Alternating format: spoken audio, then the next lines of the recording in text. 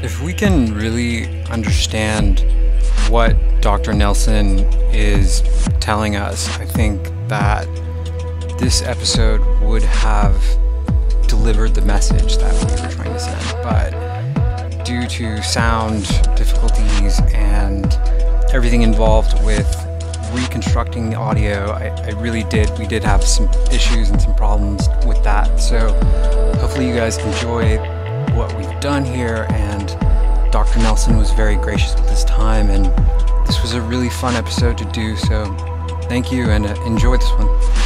Dr. Roger Nelson is the director of the Global Consciousness Project, an international multi-laboratory collaboration founded in 1997 to study collective consciousness.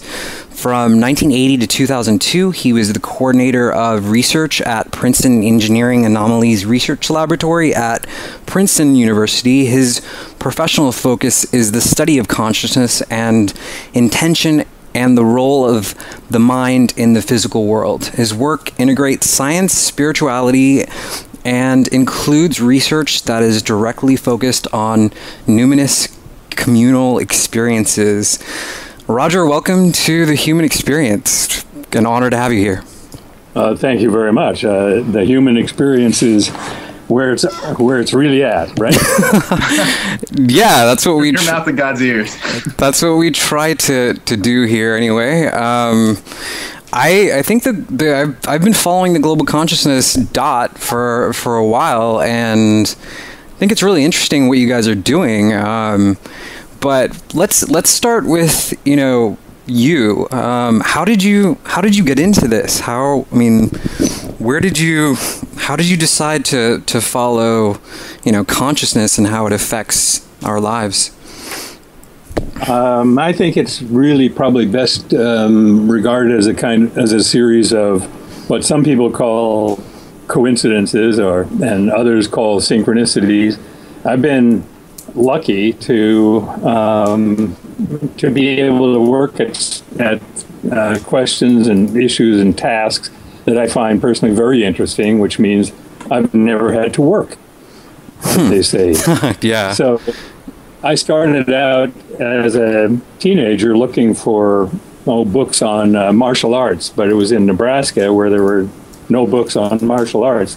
But I found one on yoga, and that got me started. It was many years before I really got into the research that I'm now doing. But I have to say, I think there's a series of meaningful meetings and serendipitous occasions that led me to be engaged in what I personally think is about the most interesting kind of work you can imagine. I am a conventionally trained psychologist with specializations in sort of neurophysiology and perception and that sort of thing, but I don't want to demean or denigrate that stuff, but it's no longer interesting to me because I think human consciousness has so much that we don't understand and so much that's important for us to understand that it's nice to be able to work at the edges of what we know. Huh. Very, very interesting. So, just looking at your page, your landing page, the behavior of our network of random sources is correlated with interconnected human consciousness on a global scale. What does this mean? So we have these random event or random number generators sort of all over the planet, and how do they work? Well, I should give you a brief description of how the physical random number generator works, but probably the more important thing is what it means to have interconnected consciousness. Okay. So we'll start with the physical devices. They're electronic, and they're based on a quantum process that's called tunneling. Tunneling amounts to electrons passing through barriers that they're not expected to. They're what we do is set up things like diodes and transistors, which are switches that allow electrons to flow one direction. We set it up with a reverse bias in the current flow. In other words, we set it up so there's pressure against the barrier where the electron should not be able to flow. We're trying to send them backwards through this junction that allows them to go only forward. And what happens is that by some process that's called tunneling, electron tunneling, a few of them wind up on the other side of the barrier in a fashion that's completely unpredictable. And that provides us with a tiny voltage that we amplify and sample. And when we discover that tiny voltage is a little higher, meaning more electrons penetrated, we call that a 1. And if it's lower, we call it a 0. And that produces ultimately a quite fast, relative to how I'm describing it, that produces a completely unpredictable sequence of 1s and 0s. And we gather those in batches in the Global Consciousness Project, we gather them in batches of 200, as if you were throwing coins, 200 at a time, and counting how many heads there are. So we write down in the computer files the sum of the 200 bits that are gathered every second at each of the nodes all around the world. So you guys are basically flipping a coin on an elemental level, it sounds like. That's right. The coin is being flipped on a completely unpredictable elemental level, and what computer scientists refer to as the result of this quantum coin flip is a bit. It's either a 1 or a 0, and everything, the whole system is designed so that there will be 50-50 1s and 0s, exactly half on average. So there's a nice distribution, and we try to push that distribution in the laboratory experiments. And in the global consciousness experiment, we are actually asking the question if just plain consciousness, when it's integrated, coherent, when large numbers of people are sharing a moment in history, an emotional event. So you present this information with a dot, and the dot has different colors. So and it measures the coherence in so people say that people are thinking or feeling. Does it measure what they're like, how they're feeling, if it is connected in some way? Is it? Good question. No other. I mean, in a physical sense, there's no connection that anybody can describe. What we have is a correlation between moments, historically important moments where a lot of people are paying attention, and changes in the data in the network of 200-bit samples that we're taking from this random data stream. So there's a correlation between emotion on the part of the large numbers of humans in a coherent state sharing their reactions. There's a correlation between that and some changes in our data, which happen also to be correlations between the behavior of devices that are separated by thousands of miles. So you're saying there's some kind of correlation transpersonally almost between the collective intention of all this emotional or whatever consciousness output there is going to have an effect on this diode? That's the prediction that we make, and the evidence suggests that is indeed happening. Wow. So if you think about it in very personal, very small scale terms, if you meet somebody who is just, you might say, your soulmate, and you have an immediate kind of connection, it doesn't take long before you've got what amounts to a kind of coherent, resonant connection, and we call that love. So people fall in love and they create something new, which is a kind of combination of the two people. And I think what we're seeing in the mass consciousness in the world is something similar to that, but on a grand scale, where millions of people are participating in a kind of connection that's driven by something from outside, like an emergency or a tragedy or a giant celebration. They're driven to share in a synchronized way the same kinds of emotions. So it's like we all fall in love with each other without knowing it. It's completely unconscious. Wow. So we are sort of all connected, is what this system is representing. So let's go back to what the random event generators look like. Are they just computers, or They're little boxes, or how does that work? Yeah, they're little boxes that are connected to computers. They're, in the old days, I don't know if people still say this, it's smaller than a pack of cigarettes. So you pretty much have the... Is it bigger than a bread box? Bigger than a what? A bread box. Is it bigger than a bread box? It's not. It's nowhere near as big as a bread box unless it's really tiny loaves. So, no, it's about 2 inches. One of them that we use a lot is 2 inches square and about 5/8 of an inch thick. It connects through a serial port to a computer that runs special software, custom software that just collects the data the bits that we were talking about, forms them into trials of 200 bit, and writes the sum of 200 bits every second to a computer file. That computer is connected to the internet, and every 5 minutes, after it's gathered a batch of 5 minutes worth of data, it sends a packet with those data to Princeton, where it gets recorded or archived on our main server. And the data then from all of we call them eggs, by the way. It's left over from my son calling this network we're building a kind of electrodiagram. It's like a EEG for the Earth. But right. Gaia, instead of a human, we call it an electrodiagram, and the acronym is EGG. Right. So I may accidentally say egg.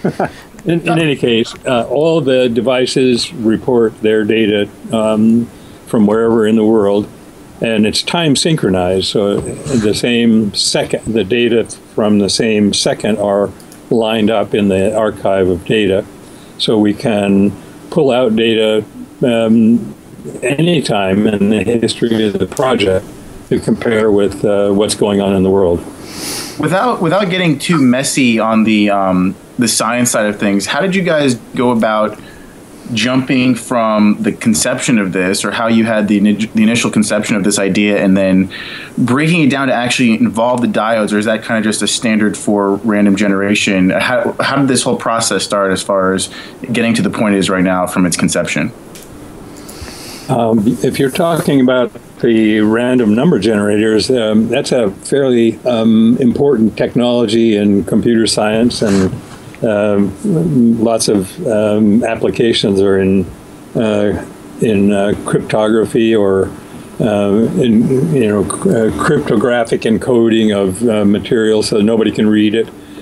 So that depends on having true random numbers, random bit sequences. It's used for a lot of other. I'm getting a feedback from myself.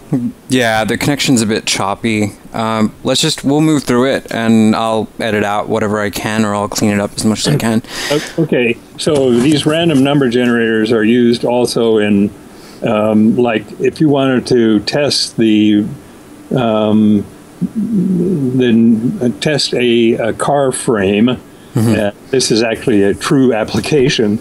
You might want, don't want to put wheels on it and a motor in it and drive it around. What you want to do is put it in a shaker that has kind of random shaking. So they use random numbers for all kinds of things like that. And it's used for a lot of purposes in science. And we just use it because we believe we're not at Princeton. We're not the first to do this kind of thing, but it's the industry standard, so to speak, for random generation.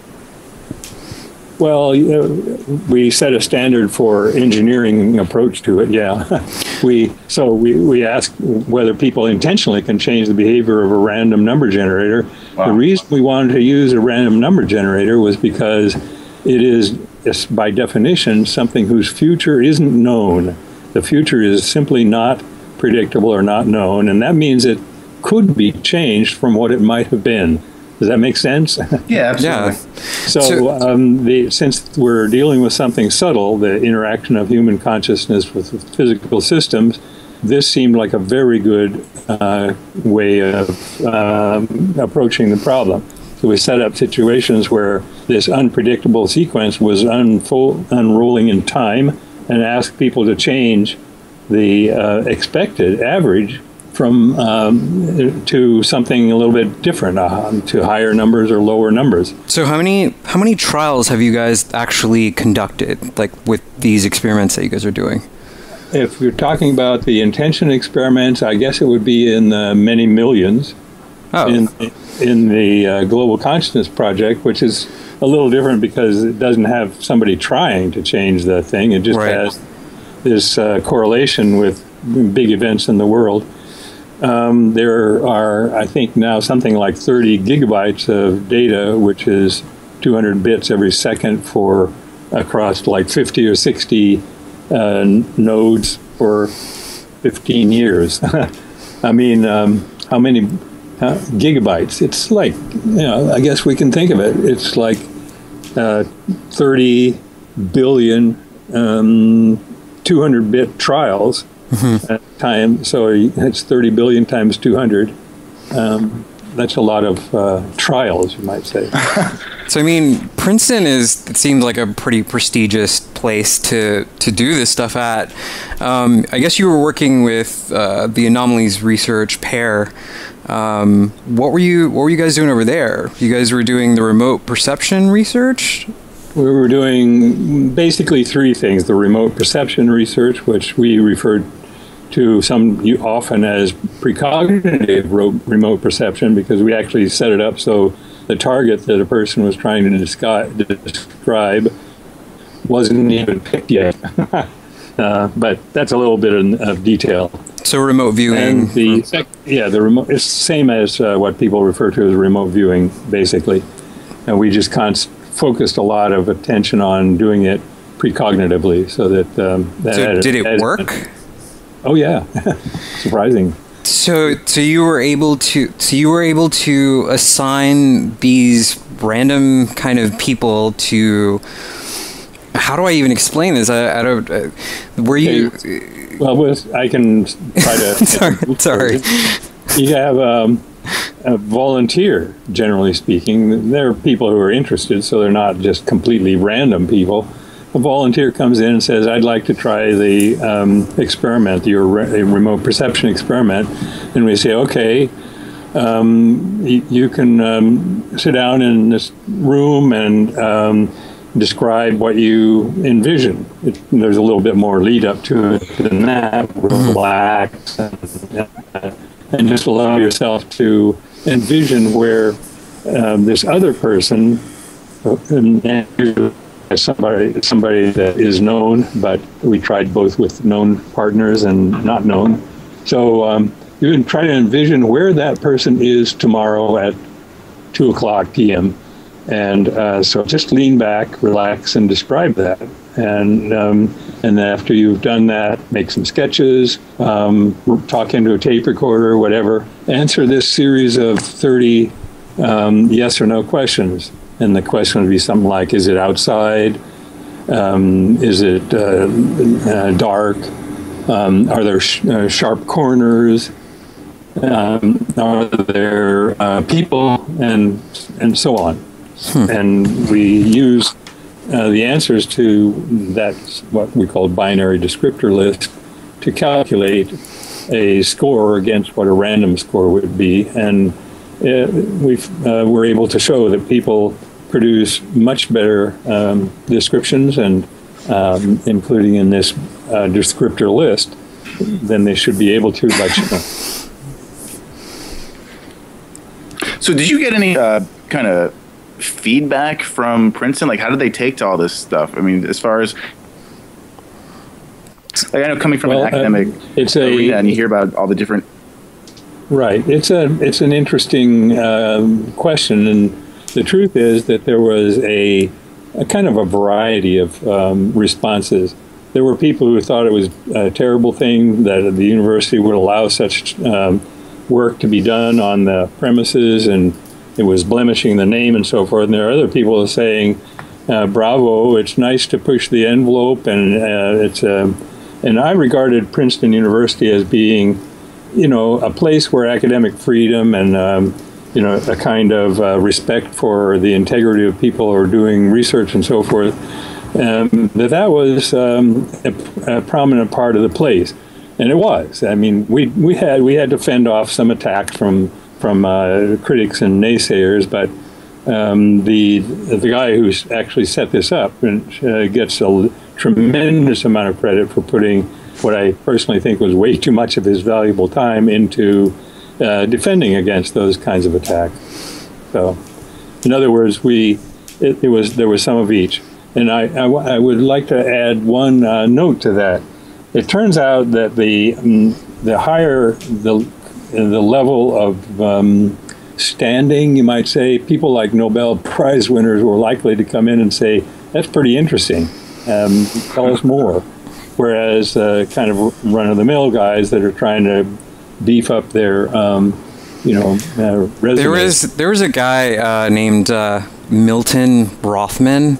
He wrote an article in the Skeptical Inquirer, and he said that the PEAR Institute was considered an embarrassment to science. I mean, that's I couldn't believe that he said that, but it is. I mean, I guess it is the Skeptical Inquirer. So, well, Dr. Nelson, this is this goes to an interesting point. Is you've seen this firsthand? Is where you have the old school materialist sciences butting heads with the emerging information that's coming out of quantum physics that says that there's likely more to reality on a hyperdimensional level. And how do you see this kind of amalgamation of the hard and now it seems like almost spiritual aspects to quantum physics now that they're going to converge, with the data that you guys have even put forth? I think there's a clear movement in the direction of integrating across disciplines and across territories that used to be forbidden. In other words, there are more people now, and the bright ones, the really good ones, are the ones that are leading the pack anyway. They're the ones that are opening up. Or I think than the pedestrian people who are. I don't want to be mean, but the truth is that the people with really creative imagination can see first that we're not destroying science, and it's not an embarrassment to any institution to allow creative, well-done scientific research in an area that hasn't been done before very well. It's not an embarrassment. Instead, it's a credit to an institution.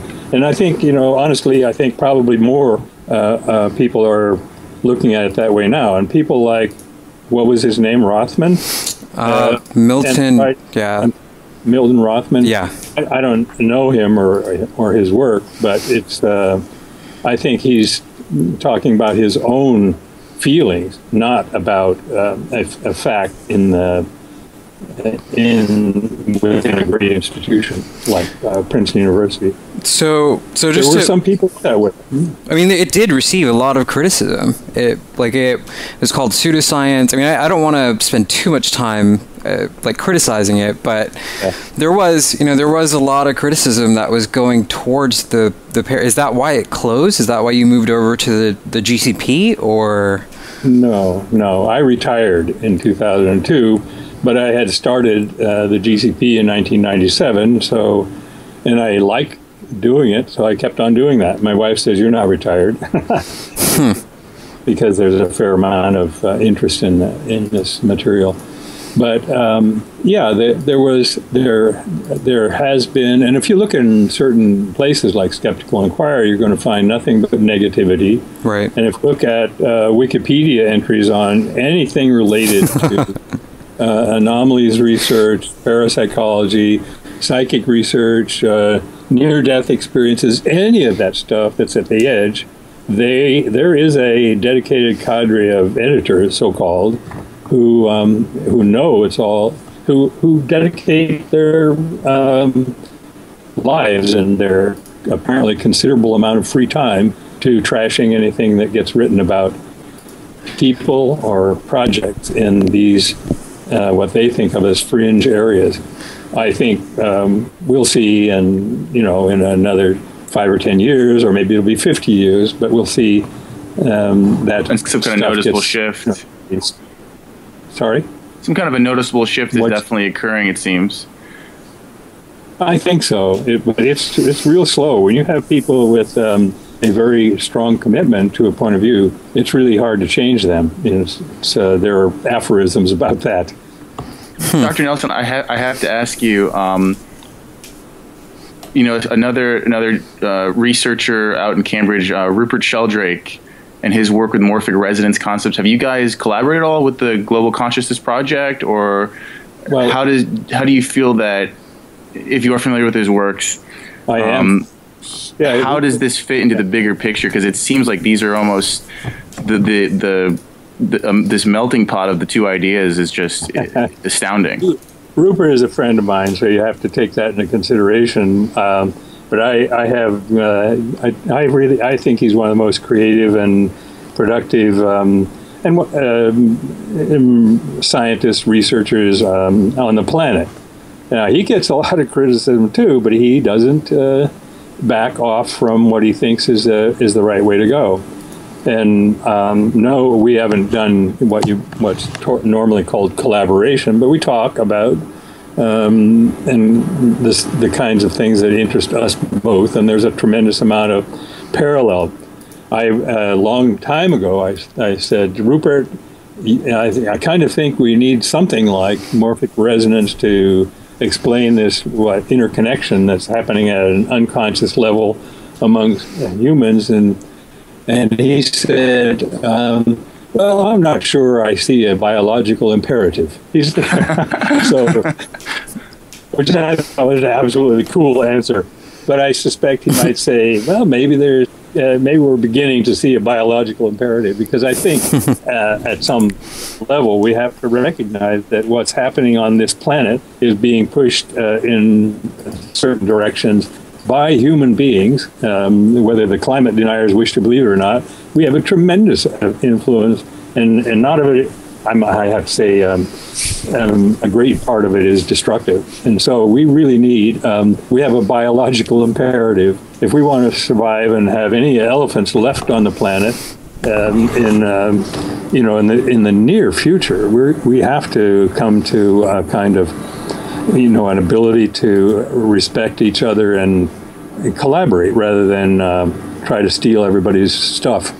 Well, even from like a developmental or inheritance type of aspect, you see books like The 99th or The 100th Monkey, and these different effects that are being happened that are occurring on non-physical realities. It seems like, and there seems to be some kind of purpose for this linkage on perhaps an unconscious level in the logo, so to speak. And if we're seeing it in these biological models with these monkeys that were transferring skills from different islands after a certain amount of resonant monkey.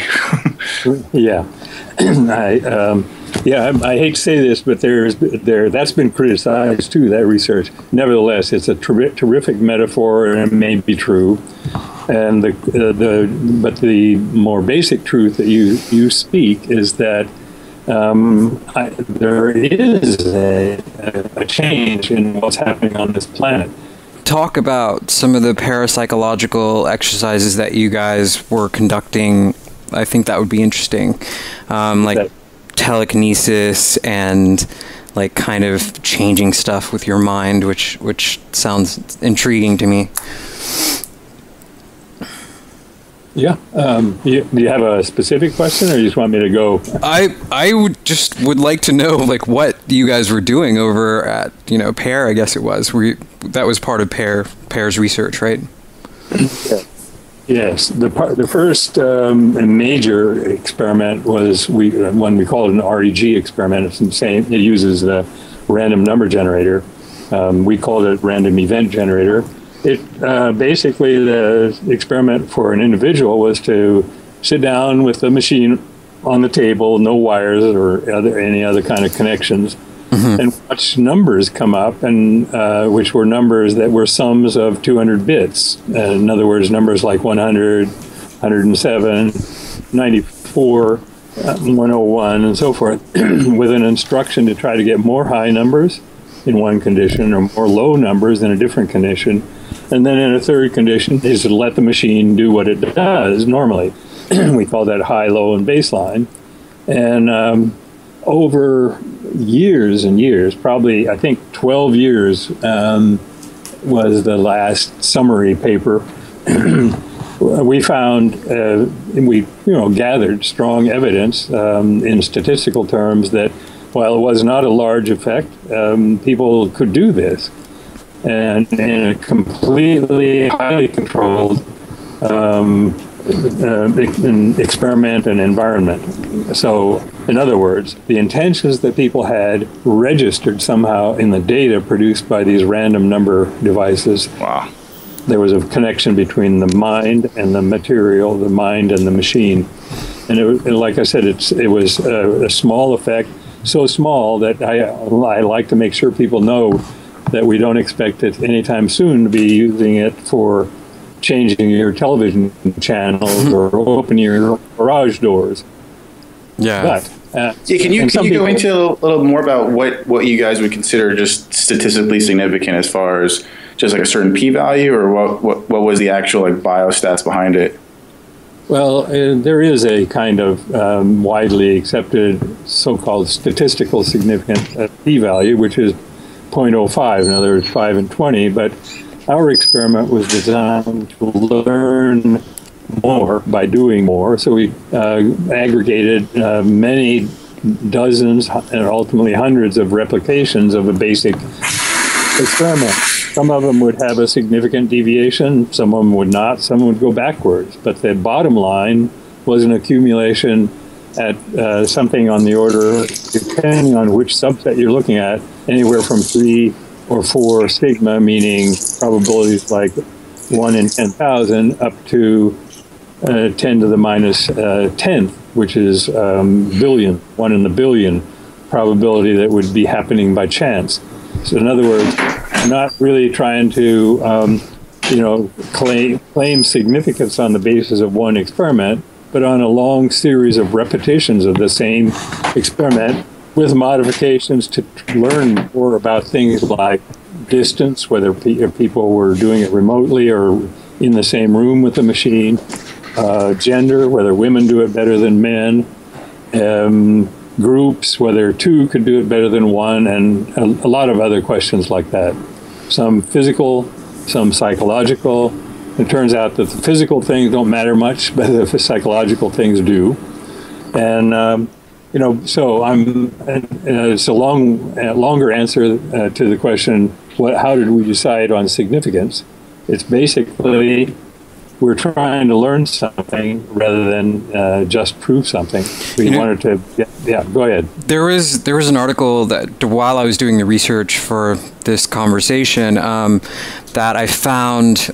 It was conducted through Washington State University, where they had 2 people sitting in different rooms. One of them was wearing like a sort of helmet with wires in it, and the other person was using a remote control to play a video game. The other person in the other room was watching the video game take place, and the other person was in the other room with watching nothing. He just had the kind of controller. And so the 2 people, the person watching the game was supposed to send the other person a sort of mental intention thought of what to do next in the game. And it kind of proved that there was this sort of morphogenic field connection, some sort of something that was happening between these 2 people. Yeah, I think those experiments are brilliant. There's several different investigations have been done of that kind of thing, and what it amounts to is remote correlation of brain activity, and it's been demonstrated in, I'd say, something like a half a dozen different laboratories. It's quite remarkable, and it's it's one of the many other pieces of evidence that human consciousness does not live inside the skull; it lives in the world, in a larger world. It's like a receiver for some kind of transmission. Well, some people would say it's that's a model that. It's a sort of nice description, but it probably isn't what's really happening. Probably, like, for example, some of the more recent sophisticated modeling is based on something a little bit like quantum entanglement, where basically there's no separation in the first place of the minds that are involved in an experiment like that. So what they're doing is always correlated in some sense, but the experimental situation is designed to let us see the correlation. Is designed in a sense to amplify a certain aspect of the correlation so that it becomes visible. That's what we do in the Global Consciousness Project too. I think people, human beings are all over the world, are always interacting at some very deep level. It's quite profound, but there's basically very little synchronization of that most of the time, and consequently it's not visible, doesn't have much of any effect. But if we all are, listening to the terrible news of 9/11, or if we're all waiting for midnight 5 minutes away to lift the glass or grab our honey and give a hug, that is a powerful synchronizer. These kinds of events, celebrations, and things that people share. What is considered? I'm sorry. Go ahead. Go ahead, Dr. G. What is considered the significant event? I know that McKenna talked about having the time wave zero, and he was basing it off the I Ching, and he was basing it off novelty. But what is novelty? What is this significant event? Like, what is the barometer for the specific, or what is a significant event?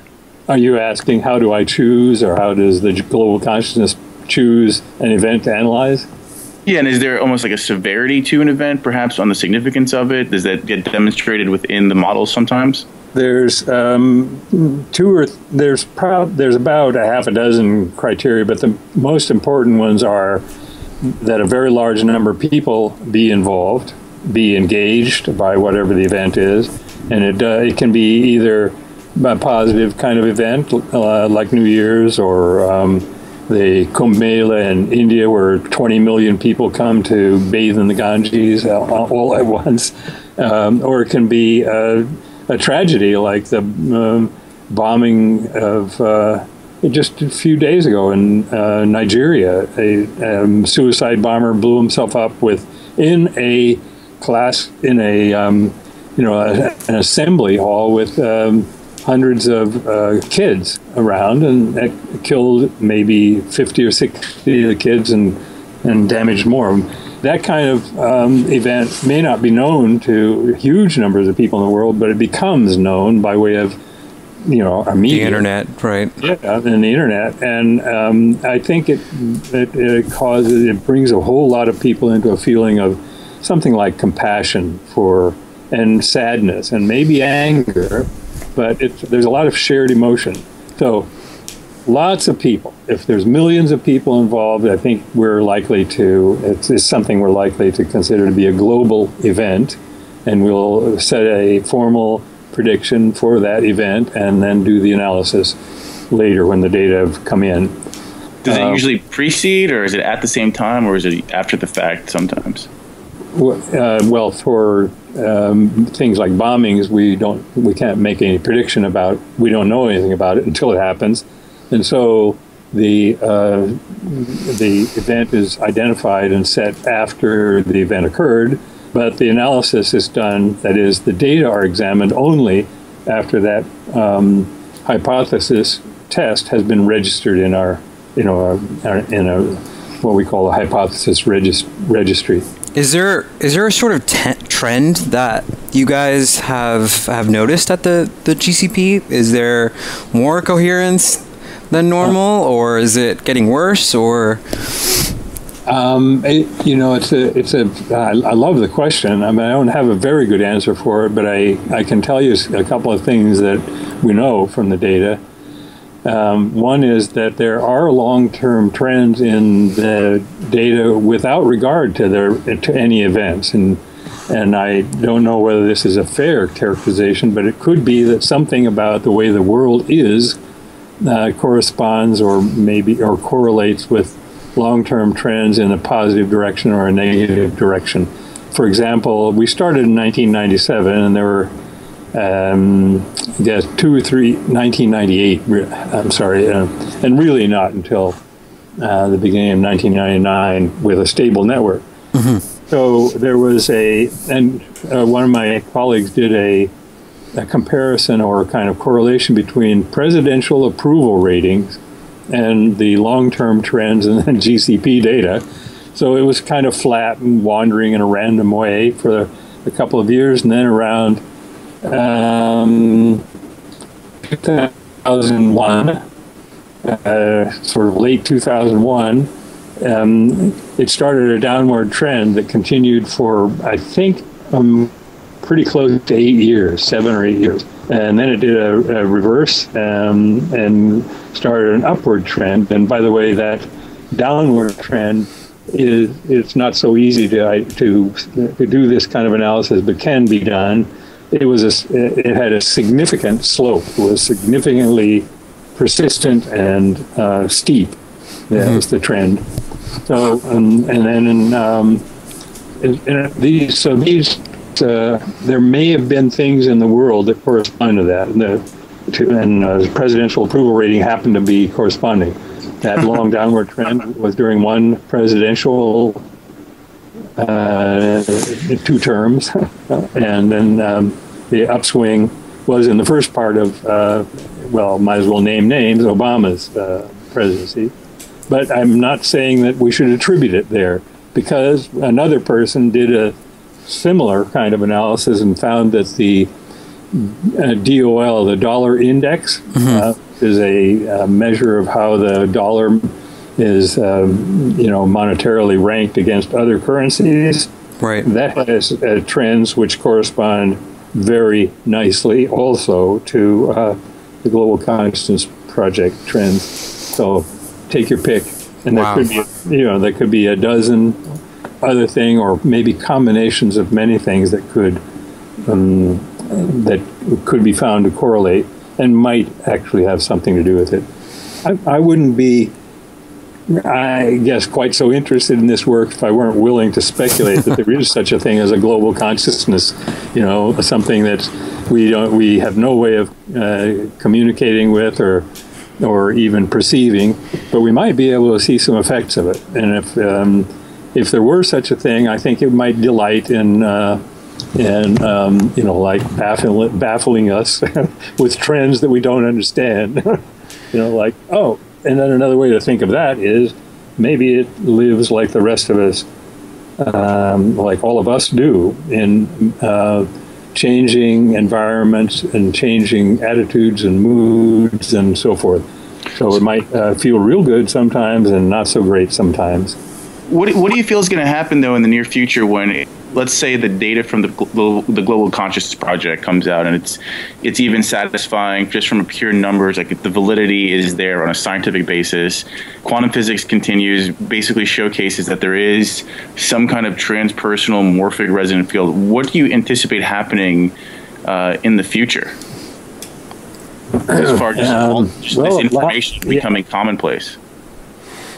Yeah, I wish I could say I think that something really positive will happen in my lifetime. But I'm pretty old, so you guys are hopefully very young, and you will see some gathering of intelligence on the planet. My notion when I started this project 15 years ago was that there should be something like Teilhard de Chardin's notion of a noosphere, which is a sheath of intelligence for the Earth. We very desperately need a kind of protective shell or surround of intelligence for this planet, because we're hurting it as it is. We need to govern ourselves, and we need to collaborate and coalesce as a kind of intelligence for the Earth, which is what Teilhard said poetically, but also persuasively, I think, is the destiny of evolution. We've gone, from single cells to complicated, insects and birds and animals to humans that think. And he said that while we imagine sometimes we're the pinnacle of evolution, there is another stage that's easy to envision, and that is a combination of humans into a larger scale working entity that really does kind of manage things so that we have a safe and beautiful, productive home on this planet. Wow. Very interesting. Can we just talk about White Hawk Eco Village? Because I just want a piece of land there. It seems like a pretty cool place. Is this something that you started?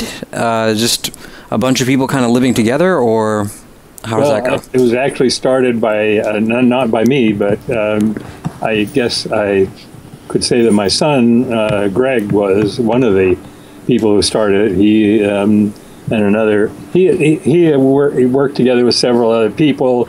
There's a guy who owned the land, had inherited a farm, 120 acres, and rather than having it built into a shopping center, he wanted to build something like an eco-village, and got together with others, and Greg, my son, was one of them. And so they proceeded to begin an eco-village that's called White Hawk, and I don't know how you came across it, but I am actually building a house there too. Oh, cool. Yeah, I was digging into the research, and I saw that you were affiliated with it, or I wasn't sure, and looks like a really cool place to kind of be. So other than having a really cool beard and probably one of the coolest jobs on the planet, Dr. Nelson, I think you're a pretty interesting character. You have a really, really cool story, and I know that you're in your words, you're old,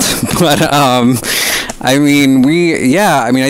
definitely think that this work, it has a long way to go, and we're just kind of touching it, and I think it's apparent from all the critics and the naysayers and people who kind of, talk badly about what's going on. I think that, after some time, it'll become self-apparent that we are connected, that we do experience things on a global scale. So that's kind of what we're trying to do here at the Human Experience. We're trying to bring awareness to that. So there's like a birthing process going on right now, it seems. I really think that's right. That's a beautiful metaphor for what's happening, because there's always something new coming on. Anybody who believes that we've reached the end of the trail is just wrong. And I think I'd like to also say people that don't actually know what they're talking about typically are wrong. A whole lot of the people who are critical of research like happens in professional parapsychology don't do their homework, and it's kind of a sad thing that they nevertheless wind up being listened to by people like the editors at Wikipedia. But I don't want to complain about that. I'd rather just get on with the business of learning as much as we can while we're able to keep on doing these kinds of experiments. I think it's a gift that we are able in this day and age, and this is, by the way, only possible in the last 2 or 3 decades, to do something like the Global Consciousness Project. It required the internet, and you guys may be too young to even know when the internet started. We're not that young. No, okay. No. Yeah. But I had the privilege of watching this. Speaking of birth, I watched the internet being born. I was at Princeton University, which was one of the original ARPA nodes, and a whole lot of that was going on. I watched the first connections between Firestone Library and what was called the Computer Center happening. It was like, now I could go to the library and log into my accounts at the Computer Center and crank up the APL and do some analysis. Wow. That was like in the late 80s and early 90s. But anyway, it's really we talk about exponential growth. There is no telling what it will look like in even 5 years. You know, how long ago did the iPhone storm the planet? You know. Yeah. Now there are places in Africa where there is no internet connection, but you can connect anyway because you got a phone. It's really amazing. Just complexity upon complexity, it seems. Yeah, it's beautiful. So we have, I think you said it very well, we've got a long way to go. There's a tremendous amount to learn. We scratched the surface and hope to, I guess one of the things I personally one of the things I try to do is present enough material to interest some other people in doing the same kind of work. And there are people all around. I'm also very much interested in fostering as much as I can the kind of interconnection of interconnections. You guys are a group. I don't know how many people that are already, connected to the Human XP project, but it's probably a large number. On the other hand, there are a bunch of other organizations that you've never heard of who also have a large number of people who are doing who are working in the same, fields, plowing the same fields, planting the same seeds, and nurturing the growth. So we're just waiting for that convergence almost. Yeah, one of my pet notions is, and it seems I'm too out straight to do this myself, is to find a little, somehow foster a group whose mission is to connect all the groups, provide information to everybody about everybody else. That's a very important role, though. If you look through different types of the more hermetic aspects of society from previous ages, and they talk about different archetypes, and there's something to be said for that archetype, or that pinpoint linchpin connector that gets all these different pieces together. Right. Yeah. I know exactly. I wish I had enough time and energy to do more with it, but the GCP, I get a lot of incoming from people, like you, and people like the Circle of Life in Italy, and the Hungarian group doing the same kind of things. There's just we are all over the place, and pretty soon, I think this will happen within a few years. There will be just a kind of coalescence, tremendous growth toward each other, where people are no longer thinking only in terms of what I'm doing and how I want to be first, or I think my project is very important to realizing that I don't need to be first. I just need to be there and connect with the other folks who are on the same path. Dr. Nelson, can I give you an idea for one of these first convergences? Last week we had, 2 weeks ago, our last guest, we had Tom Schroeder, and he was working with Rick Doblin from the MAPS Institute, and they seem to be going kind of on this fringe, not fringe, but they're going on from the psychedelic standpoint, exploring that kind of realm. And do you think that's a convergence that perhaps the Global Consciousness Project and people studying perhaps psychedelics and getting people to getting scientists almost to perhaps use substances to explore these spaces and these ideas in a scientific manner? Do I think that's possible or desirable? Yes. There's a long and honorable history, in spite of what some of the historians say, to that. People like Terence McKenna.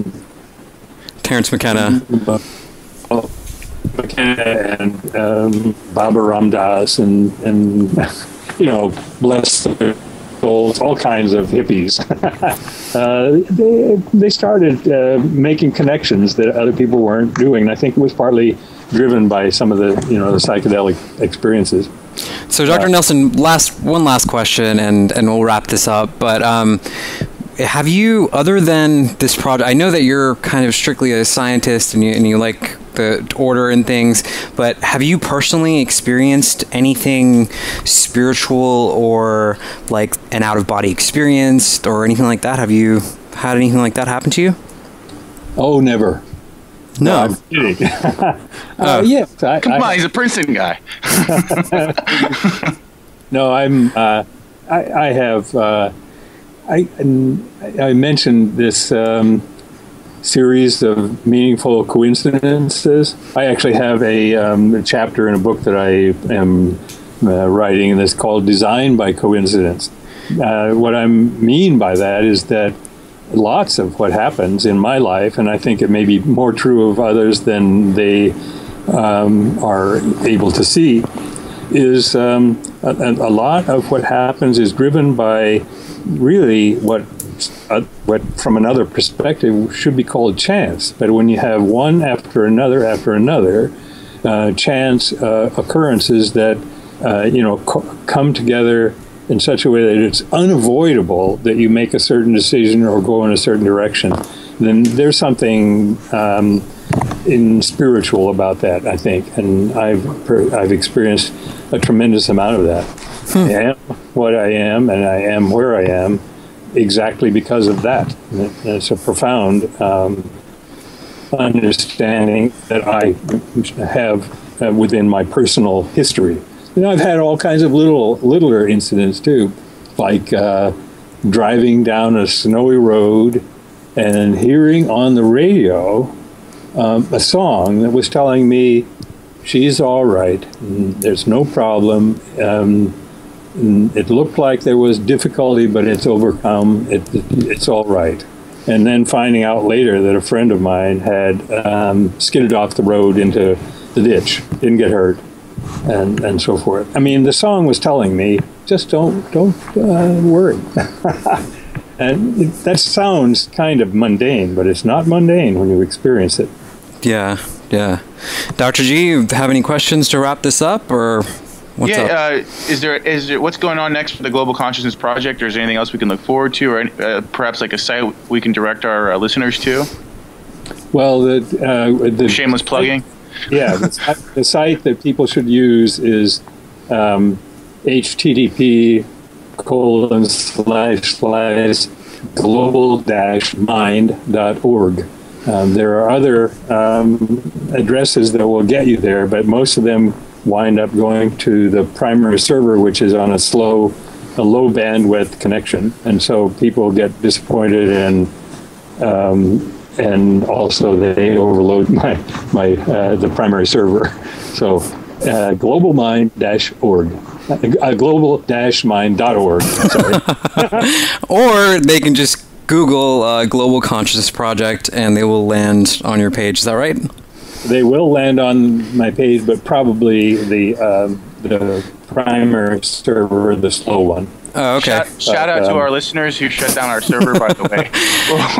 Yeah, we had just a quick anecdote here before we close off. We had our last interview. I got an email notice that the server was overloaded because 70,000 people were clicking our podcast link, and so thanks guys for putting me in that situation. It's definitely one of those. It's a good problem. So, Dr. Nelson, it's really, you're a really cool guy, man. I definitely want to buy you a beer or whatever it is you're drinking on these days. Okay. But thank you. Yeah, I think that would be really cool. Thank you for some locally brewed beer. But thank you for lending us, your time and your knowledge, and very, very cool to have you on here. Really enjoyed that. Yeah, thank you. It's a very great pleasure to talk with you guys for a number of reasons. One, you're prepared. You actually paid attention to what the questions might be. And number two, you are obviously in the business of bringing people together and informing people about, in a sense, who we are. There's a lot to be known and we need people like you to spread the words, spread the actually beautiful understanding of what it means to be human. Well, that means a lot. I don't want to belabor everything, but that reminded me of a Terence McKenna podcast I was listening to recently where he talks about civilization needs scouts. And every generation, the civilization and the status quo, they come against these scouts who are supposed to look over the horizon. Not to say that we're scouts, but there seems to be a role for this specific type of what you're doing in your field and what other people are doing in their fields. And this is an important task at hand. And just because the general population doesn't see it that way, we got to this point because of it. So for sure, Terrence McKenna was a scout, and so are you guys. So thank you very much for your work. I'll definitely take that compliment any day. Thank you so much. This has been the Human Experience. I'm Xavier, and Dr. G. Thank you so much, guys, for listening, and we will catch you guys next time.